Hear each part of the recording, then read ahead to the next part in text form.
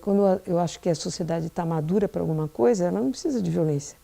E a ditadura nunca pode ser resolução de nada, porque não é todo mundo que gosta de ditadura.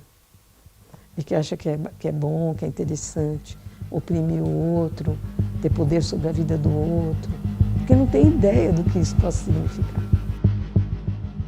Dr. Roberto, um dos mais brutais torturadores, arrastou-me pelo chão, segurando-me pelos cabelos.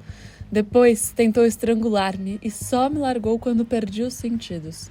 Esbofetearam-me e deram-me pancadas na cabeça. Colocaram-me completamente nua, de madrugada, no cimento molhado, quando a temperatura estava baixíssima.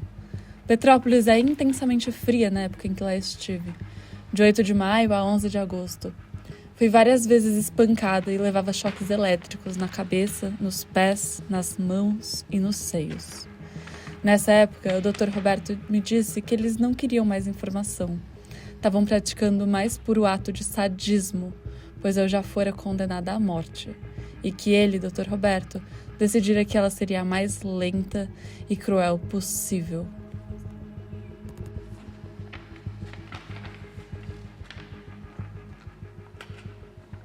Então, o que a gente acaba vendo é que há uma tensão muito grande em torno da narrativa do que foi o passado da ditadura.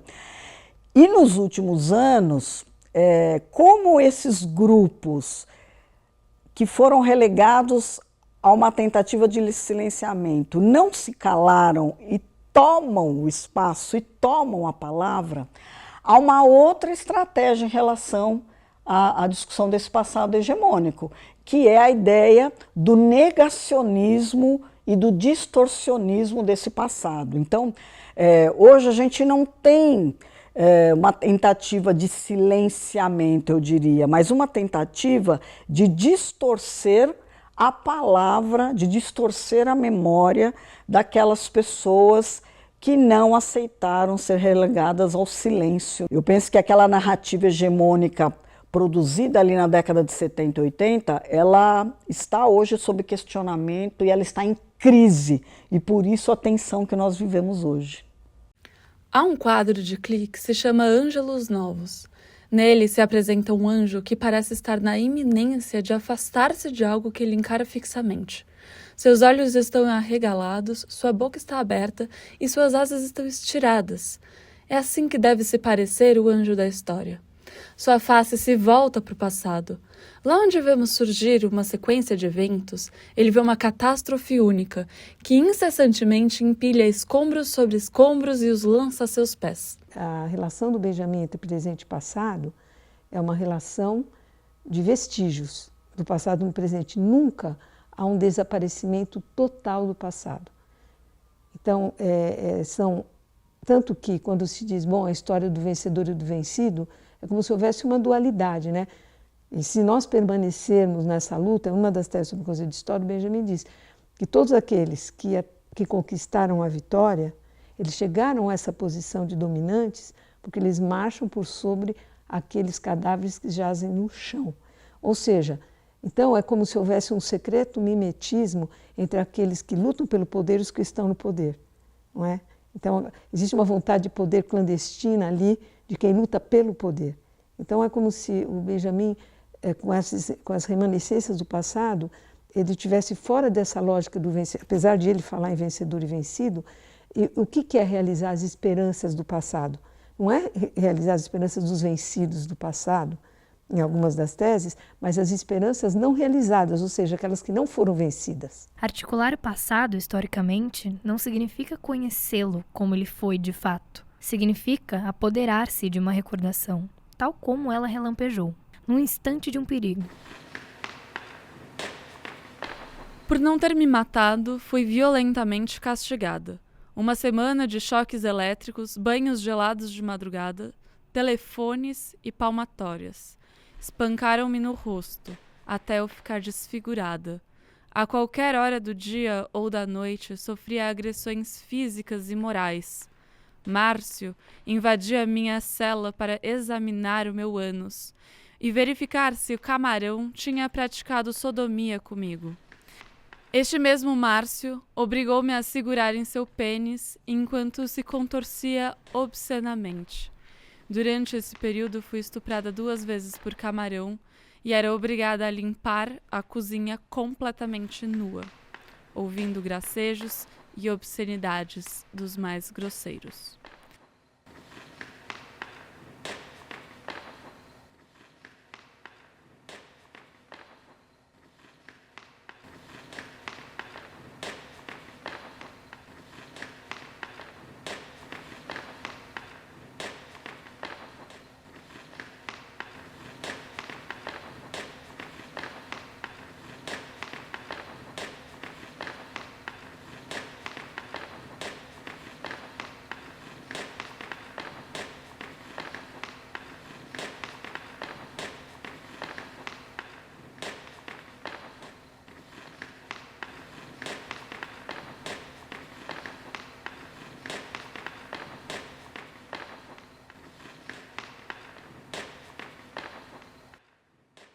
Então, o Maurício Halbwachs, né, que é uma grande referência, tem um livro chamado A Memória Coletiva, ele tem uma expressão muito usada que é ninguém lembra sozinho, né? Então, ele faz uma discussão em torno da ideia de que toda lembrança que nós temos, ela perpassa por um mundo que é social e que é coletivo, né? Eu não lembro exclusivamente pela minha memória, né? A minha memória está atravessada por inúmeras outras memórias. Então, ele parte da ideia de que mesmo quando eu lembro sozinha,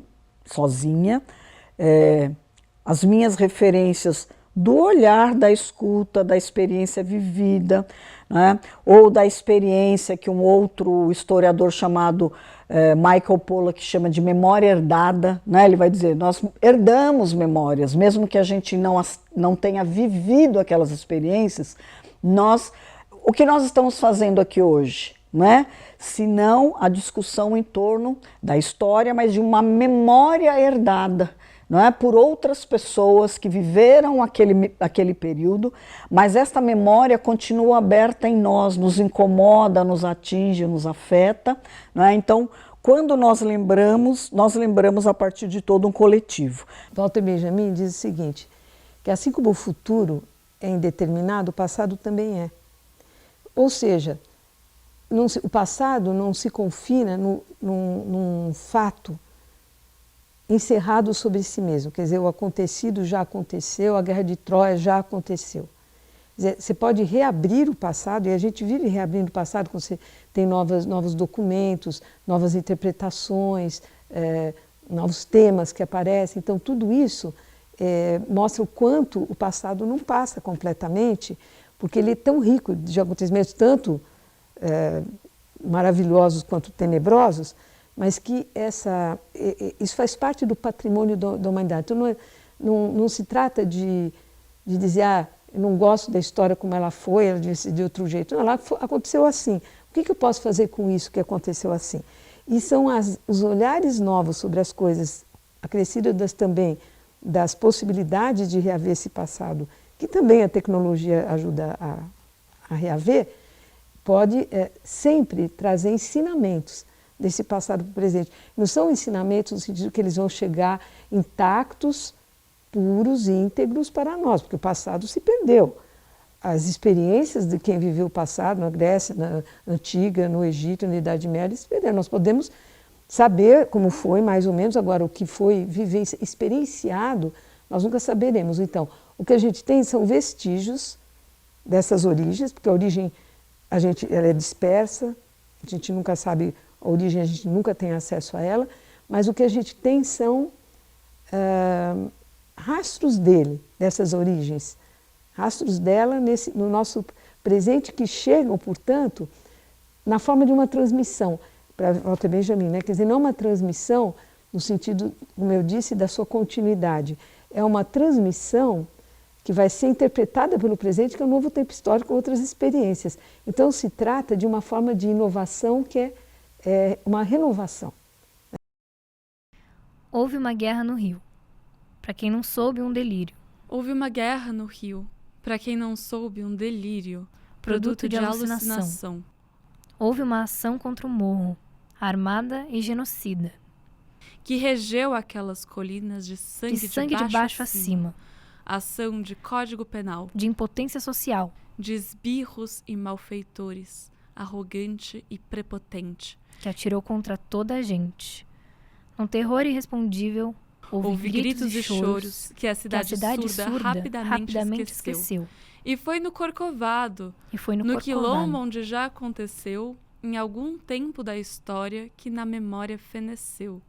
Jamais foi contado, pois lá era a mesma gente. E o país urgentemente apagou da mente. Mas não é passado, é presente. Mas não é passado, é presente. Para que repetição? É necessário que abafes o ruído das sirenes que perturbam os ambientes, dividindo os homens entre bons e maus, entre nós e eles, entre vivos e mortos. Transgressão, Beatriz Nascimento.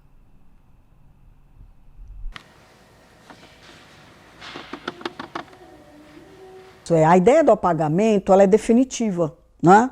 Ela pressupõe que aquilo se perdeu para a história. Então eu nunca vou saber, né, por exemplo, quem eram as pessoas LGBTs no período colonial. Há um apagamento, eu não consigo recuperar né, este apagamento. Não há registro nenhum em lugar nenhum, então é uma tentativa, eu diria que o apagamento é uma tentativa que deu certo de desaparecer com as pessoas na história. O silenciamento, ele não é definitivo, né?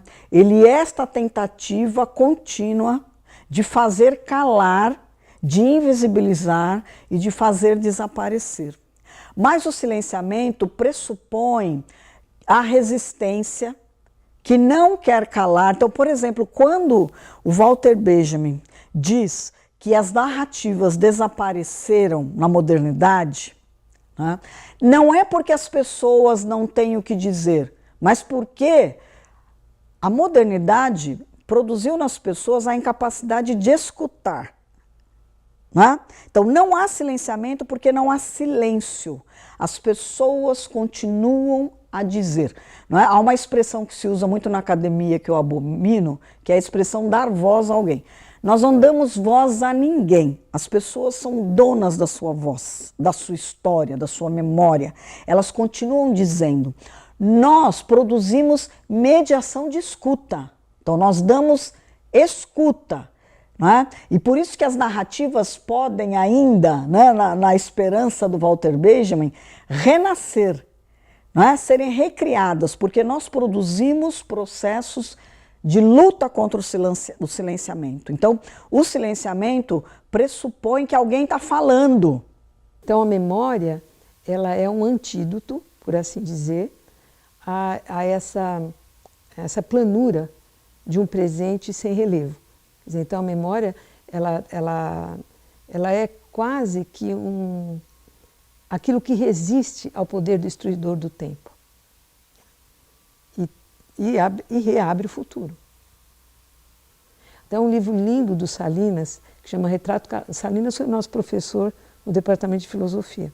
Morreu precocemente, foi preso por torturado na ditadura, ele nem era de militante nem nada. Mas aí ele ficou com uma sequela e ele teve, aos 40 e poucos anos, um AVC e faleceu. E ele escreveu sobre a sua prisão um romance lindo, maravilhoso. A Maria Helena Chauí escreveu um prefácio para ele que chama Retrato Calado. E aí ele mostra assim, o contraste, ele está dando uma aula de Platão, né, portanto, lá falando das ideias, das essências, da justiça, da verdade, da beleza. Né? E aí entram os policiais, né, do DOI-CODE e o sequestro da sala de aula, ele leva para o seu apartamento para ver se tem arma, se ele está escondendo alguém, etc. E o que ele só tem lá no apartamento? Ele só tem livros. E aí ele diz assim, do que esse exército inerte pode me defender? Quer dizer, diante da brutalidade, a palavra é impotente. Quando eu escrevi a apresentação, na primeira edição do livro, eu achei que eu não ia conseguir escrever. Eu levei quase 2 meses, porque eu escrevia algumas linhas e eu começava a chorar. Eu escrevia mais algumas linhas e começava a chorar. Eu telefonei para o Caio Graco, no presidente, e disse: não vou conseguir, não consigo. E ele disse: nós vamos esperar o tempo que for necessário. O livro espera até você conseguir. É por isso que, quando os que me leram ainda, verão que eu não analiso o livro. Né? Eu recomponho um pouco a figura do Salinas, antes e depois da tortura, não como ele se retrata no livro, mas como nós, os amigos, o vimos e convivemos com ele. Nos víamos pouco nos últimos anos, em casa de amigos, nas reuniões do departamento de filosofia, em mesas de debate, na hora do cafezinho. Tínhamos um rito de despedida. Salinas dizia: a gente podia conversar. Eu respondia: a gente precisa conversar. Mas como tínhamos a vida inteira pela frente, a gente não conversou.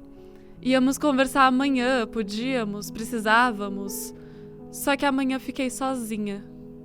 Doença ou velhice nos preparam para suportar a morte, ainda que jamais possamos aceitá-la, encontrar-lhe uma causa. Dar-lhe justamente o que não pode ter, sentido, traz algum consolo. Quando, porém, a morte irrompe sem que nada anuncie, somos lançados ao estupor emudecido, insensíveis mesmo à dor que só começa a doer com o passar dos dias, quando a ausência se faz realidade irremediável e a lembrança caótica a única relação possível. Há um belíssimo ensaio do Merleau-Ponty que se chama A Guerra Aconteceu, em que ele narra a mutação psicológica, não só social e política, mas a mutação psicológica que ocorreu com os intelectuais franceses diante da guerra, e quando a guerra aconteceu. E a frase que me marcou muito, a frase que ele usa, nós descobrimos então que esse mundo no qual nós vivíamos não era um dom da natureza, não era um dom da razão, não era um dom da história, era uma construção frágil que podia ser destruída com o primeiro chute. É difícil contar aos jovens estudantes de agora o que foi o dia a dia universitário de um tempo que alguns chamam de milagre e outros de dura repressão. Sem dúvida, muitos dos jovens de agora ouviram falar ou leram sobre aqueles tempos. Podem imaginar, mesmo com dificuldade, o que teria sido viver sob o medo, temendo a casa e a rua, o lugar de trabalho e o do lazer. O dia de ontem, o que fiz? O de hoje, o que faço? O de amanhã, o que farão comigo? Temer abrigar os perseguidos de agora para não tornar-se perseguido depois, mas fazê-lo, embora em pânico. Ter medo da prisão e da tortura, de trair amigos e perder família. Desconfiar dos outros, de si e da própria sombra.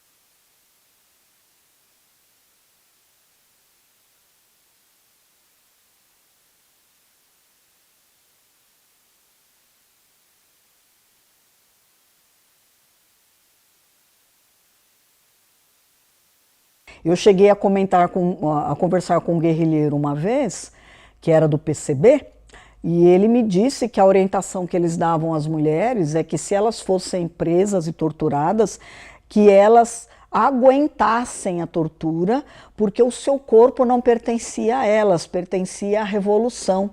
E, portanto, serem estupradas, serem violadas, era parte da revolução. Então, veja, é uma postura extremamente violenta de gênero, né?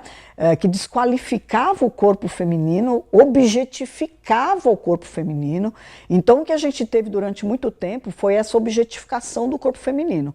Ou ela era uma ladra de bancos, uma prostituta, porque é esse o imaginário que a ditadura produziu, né? Então, mulheres que vão para a guerrilha, ou mesmo para o movimento estudantil, não são mulheres, né? Porque não estão nas suas casas criando filhos, educadas e submissas, né? São mulheres que merecem ser violadas, porque afinal de contas o comunismo defende a propriedade coletiva, então ela é uma propriedade coletiva, havia esse discurso entre os torturadores, né? E, ao mesmo tempo, a violência dos próprios companheiros de luta. Fui sequestrada pela polícia e também você não sabe o que é um sequestro, é horrível. Você não sabe para onde você vai, você não sabe o que eu vou fazer com você, o que vai ser. Eu vou passar por alto dos detalhes, eu não fiquei de te dar uns dias, mas o que eu vi acontecer, o que eu ouvi me marcou para sempre. Das torturas que eram feitas no DOI-CODE, das pessoas que passavam e chegavam, que não sabiam o que estava acontecendo, um casal que chegou em lua de mel em São Paulo é preso porque é confundido com não sei quem, e como é que as estratégias, e um rapaz que conseguiu sair, me falou, fala o nome de um número de telefone, aí eu falei porque não podia falar, não podia conversar. Então é tudo um terror. É um terror. E aí é assim, eu era estudante da Maria Antônia, eu conhecia todo mundo, obviamente. Aí, conhece essa foto? Conheço. Onde está? Não tenho a menor ideia. Isso aqui, conheço. Tudo me comprometia. E o problema depois de eu ter sido, que havia uma estratégia na época, algumas formações políticas, que era você denunciar primeiro alguém que não tivesse comprometimento total com a luta armada, para a ditadura demorar um pouco a descobrir atrás de quem eles estavam. E aí eu fui, enfim, por alguns episódios, que a polícia também não sabia nada de nada, eles não entendiam muita coisa, eles me confundiram tudo, que eu era namorada de não sei quem, que eu tinha sido namorada do Dirceu, que não sei o que. Eles ficcionaram, quando eu não fui ver os autos, né, que agora pode ver lá no Arquivo do Estado, né? Mas meus amigos meus foram ver. Eu estou em 3 ou 4 processos com a Regina Duarte, não tinha a menor ideia. Eles ficcionavam também quem podia estar onde, né? Estava tudo assim muito indefinido, né? Mas o que eu posso dizer é que os meus melhores amigos e os mais brilhantes da minha geração morreram. Aí, isso eu posso dizer. Eu posso citar aqui o Benetazo, que era estudante de arquitetura e estudava filosofia também. Mas não é o único, são vários que eu poderia dizer, mas não vou lembrar o nome de nenhum. O dele foi o mais tocante, foi o primeiro que era de um colega do seu lado, né?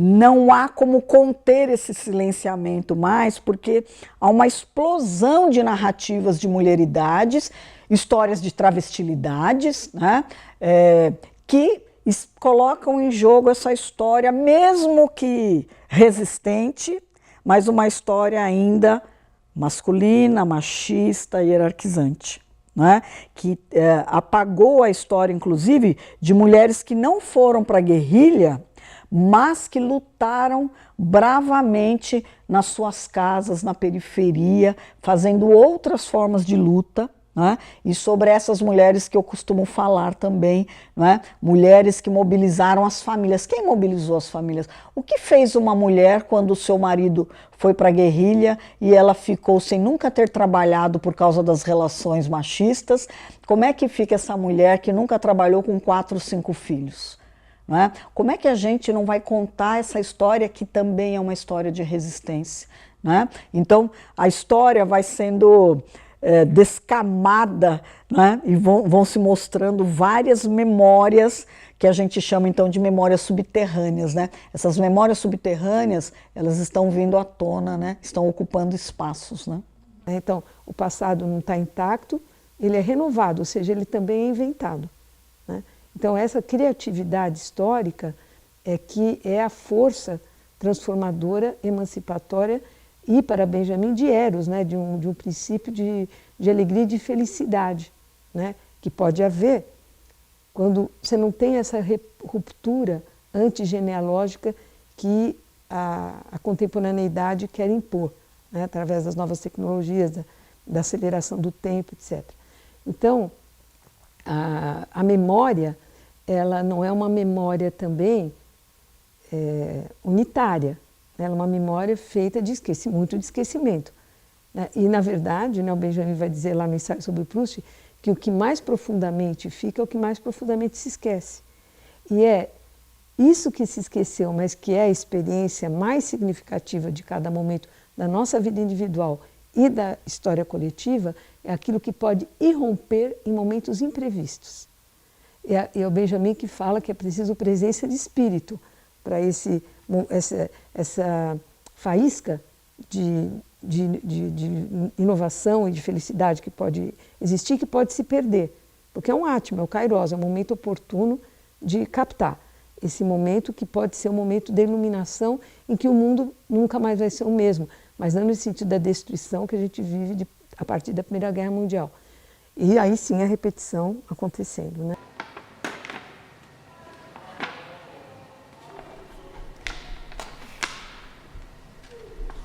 Ameaçaram-me de morte ou de condenação para o resto da vida, nas prisões, como se o que eu passei não representasse a pena mais cruel que qualquer crime pudesse jamais acarretar.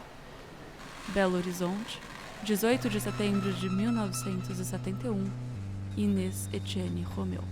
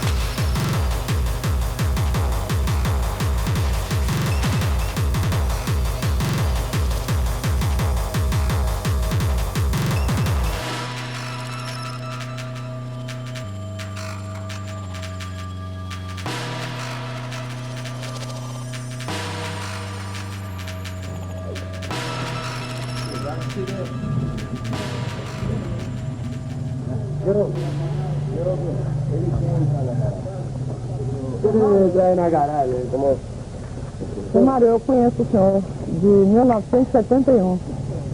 Eu estive aqui na sua casa, aqui no número 120. Está se lembrado de mim? Não. Não Diz o está. fato que ele faça lembrar. Eu reconheço a Inês. Reconheço. Reconheço sim. Reconhece ele? Reconheço. Ele mudou alguma coisa? Não. Mudou nada.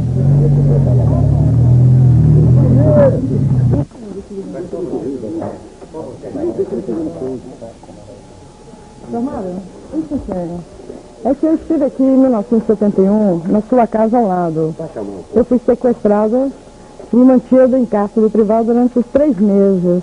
E o senhor visitou a casa algumas vezes, falou comigo. Eu estava deitada, né? Talvez eu mudei um pouquinho. Lembrar dos detalhes.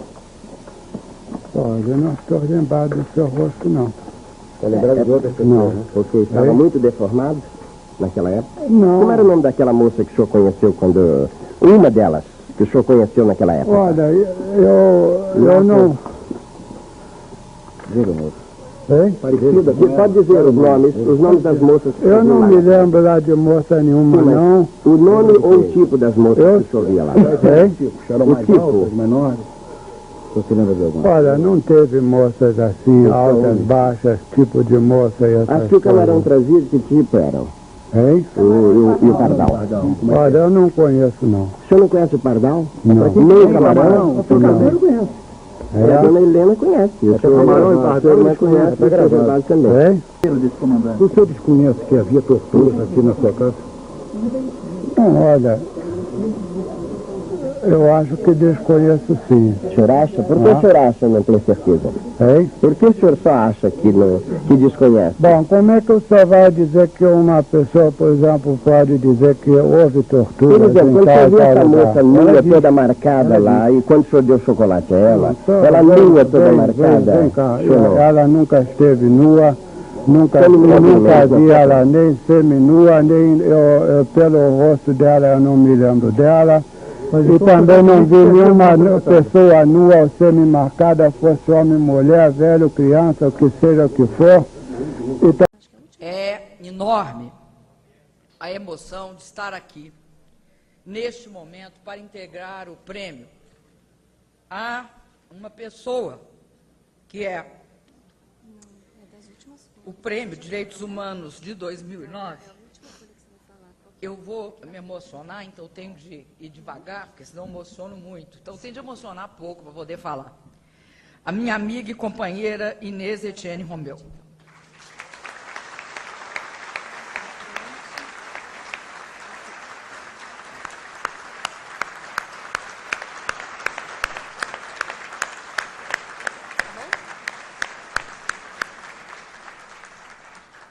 A Secretaria Especial dos Direitos Humanos foi muito feliz em instituir este ano 5 novas categorias para o prêmio, entre as quais a que homenageia os que se destacaram na luta pelo direito à memória e à verdade. E foi mais ainda feliz ao escolher uma pessoa da qualidade da Inês Etienne, para ser a primeira homenageada nessa categoria pelo nosso governo, pois ela é o testemunho da generosidade, da coragem e da dignidade de uma geração. Quem viveu aquele tempo em que até a palavra democracia era proibida, quando não era, muitas vezes, perversamente deturpada, compreende com mais sentido e importância o resgate dos fatos e a conservação da memória do que ocorreu no nosso país naquele período. Quem viveu aquele tempo é capaz de compreendê-lo com a razão, com a memória e com o coração. Eu vou falar aqui mais com a memória e com o coração. Quando digo minha amiga Inês, estou me referindo às 2 trajetórias de vida que se encontraram, né, Inês, nas esquinas de Belo Horizonte. E, por anos e anos a fio, fomos companheiras de sonhos e de lutas. Naquela época, a opressão deles e a nossa esperança foram companheiras cotidianas. Hoje, nós podemos dizer que as coisas mudaram. Se naquela época éramos proibidos de ler, de escrever, de fazer o bom debate, muitas vezes não conseguimos, como cidadãos e políticos, nos manifestar. Naquela época que nós não podíamos andar livres pelas ruas, nem tampouco visitar as nossas famílias, essa opressão empurrou uma parte da juventude brasileira e boa parte das lideranças políticas do país à resistência contra o processo de fechamento e contra a ditadura. É sempre doloroso lembrar de todos que foram para a cadeia, de todos que foram, de uma forma ou de outra, barbaramente torturados. E, muitas vezes, tiravam dessas pessoas o último traço de humanidade. E, também, muitas vezes, tiraram-lhes até a vida. A minha amiga Inês foi além. Ela foi presa em São Paulo em 1971. E depois ela foi transferida para o Rio, para uma das casas que se utilizava à época. Foi sequestrada e submetida à violência em cárcere privado. Foi condenada e teve a sua pena interrompida por uma vitória democrática de muitos brasileiros e brasileiras, muitos dos quais aqui presentes, que foi a anistia. E, a partir daí, ela foi, em 1979, ela, 2 anos depois de sair da prisão, ela fez seu testemunho, que dava conta não só do seu sofrimento, mas, sobretudo, era uma denúncia corajosa, evidenciando todos aqueles que ela tinha conhecimento que tinham perdido a vida naquelas casas sombrias, nas mãos de gente sem distintivo. Ela fez um inventário da violência e da crueldade que contribuiu para que a sociedade brasileira resumisse, eu acho que em 2 palavras sintéticas, o que era o nosso sentimento e a nossa convicção. Nunca mais. Desde a anistia, a ideia, o que é anistia? Anistia é um esquecimento forçado, né? Claro que certos períodos são importantes, a anistia, a primeira anistia de Atenas também, né? Mas para pacificar a sociedade, etc. Claro que toda anistia ela é ambígua, porque às vezes a vítima da violência perdoou e o Estado não perdoou. Às vezes o Estado perdoou, mas a vítima da violência não perdoou. Quer dizer, existe um descompasso aí. E então a ideia da anistia, ela tem um sentido de apaziguar as coisas e poder reparar, e é quase que um recomeço. Agora, quando a anistia é um recalque histórico, quer dizer, você força um esquecimento, quando toda a dor requer ser expressa para poder ser superada, né? É preciso de outras formas de política, né? Quer dizer, não é um excesso de memória.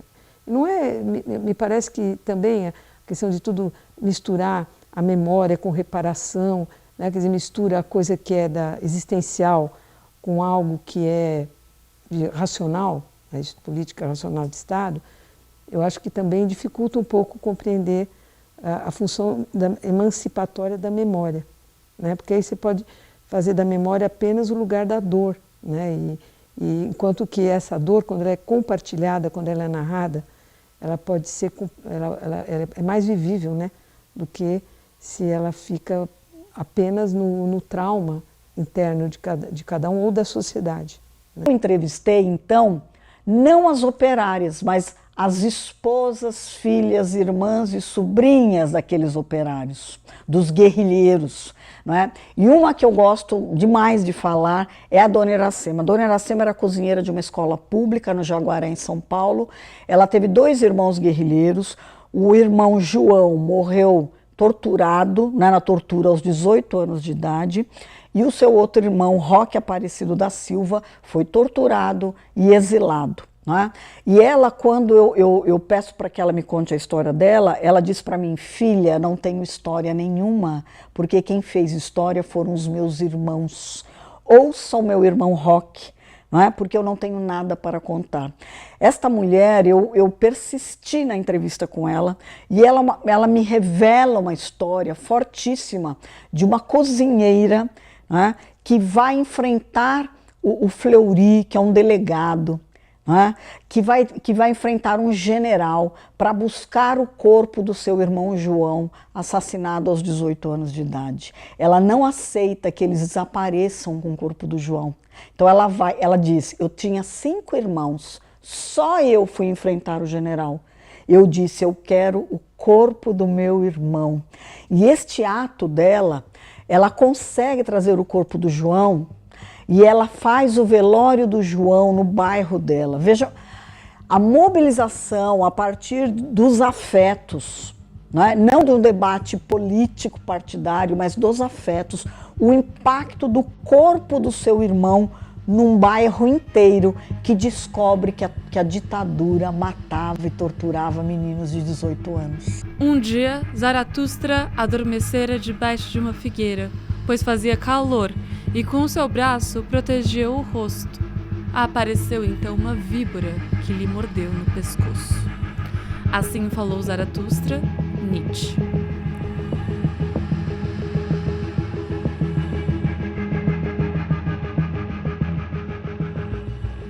Outra questão que eu acho que é complexa é a confusão entre memória e história. A memória, ela é sempre emocional, né? Quando você se lembra do passado, quando uma sociedade lembra do seu passado, quer dizer, ele também é heterogêneo, ele é contraditório, né? E esse passado assim, que é relembrado na sua dor, ele tem também os seus outros aspectos que ele pode trazer. E o que interessa para o Benjamin é justamente contar essa história da dor, porque ela não pode ser recalcada. Porque se tem o esquecimento psicológico e o esquecimento ideológico. Quer dizer, o esquecimento psicológico, ele faz parte da história de cada um e da sobrevivência. Agora, o esquecimento ideológico, ele não esquece, ele recalca e daí volta o reprimido da civilização, né, como diz Marcuse. Então, eu acho que aqui tá tudo por ser contado. O papel da Dona Iracema é importantíssimo, e depois o que ela faz. Quando o Roque é exilado, eu pergunto a ela: Dona Iracema, o que a senhora fez? Ela me diz: você conhece a música Você Me Prende Vivo e Eu Escapo Morto? Ela vai aos presídios levar bilhetes dentro do sutiã e da barra da saia. Ela é a mediadora da esperança de pessoas que estavam presas. Assim. É de um engrandecimento a história dela. Essas mulheridades levavam bolos para os presídios. E eu perguntava para elas: qual é o significado de se levar um bolo quando aquelas pessoas estão todas presas? E elas diziam: a gente levava o bolo porque era o momento em que eles podiam sair da cela e respirar a vida, a partir de um ato corriqueiro, comer um bolo. Né? Então, essas mulheridades que ficam apartadas, né, de uma narrativa hegemônica, mesmo quando ela é da resistência, elas têm uma história de força belíssima para contar. Não é uma história político-partidária, é uma história dos afetos. Né?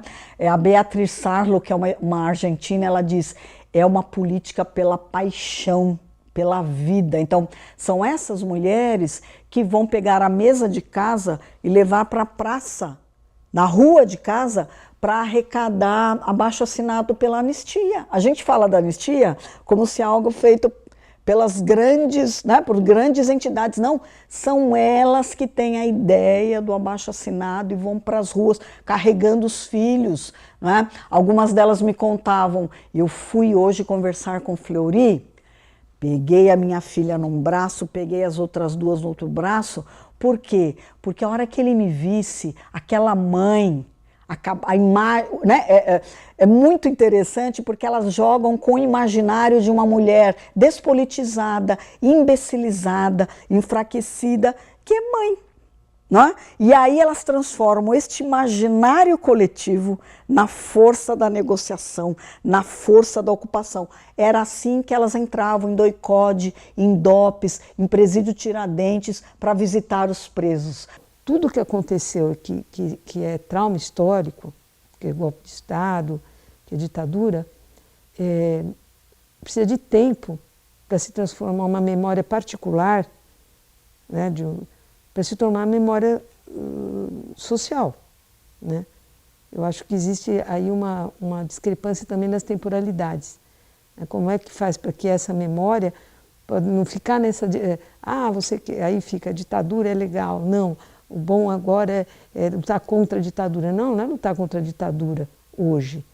Né? Senão você fortalece a ditadura, a ideia da ditadura volta. É justamente contar a história fora desse registro do vencedor e do vencido, mas contar o sofrimento tal qual a sociedade requer que seja contada, para poder se transformar numa história comum do país.